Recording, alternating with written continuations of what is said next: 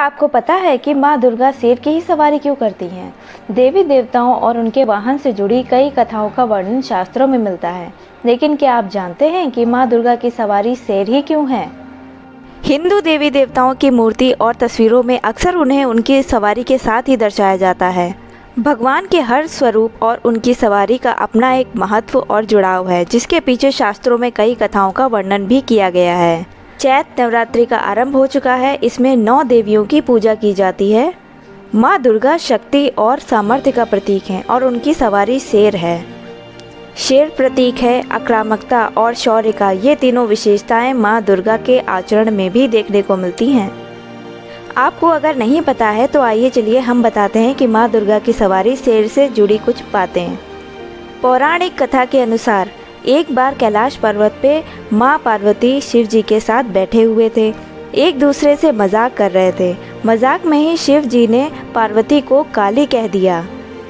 माँ पार्वती को बहुत बुरा लगा और वो कैलाश पर्वत छोड़कर वन चली गईं। वहाँ घोर तपस्या में लीन हो गईं। इसी बीच एक भूखा शेर माँ पार्वती को खाने की इच्छा से वहाँ पहुँचा, लेकिन वह वहीं चुपचाप बैठ गया।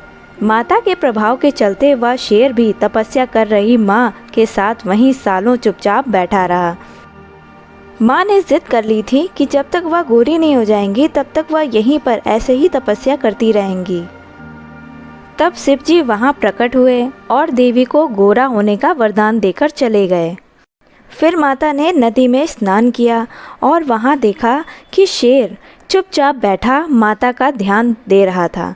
और माँ पार्वती को जब यह पता चला कि यह शेर उनके साथ ही तपस्या में यहाँ सालों से बैठा रहा था, माता ने प्रसन्न होकर उसे वरदान स्वरूप अपना वाहन बना लिया।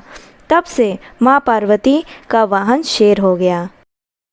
दोस्तों, अगर आपको हमारी कथा पसंद आई हो तो प्लीज़ लाइक एंड सब्सक्राइब और जय माता दी।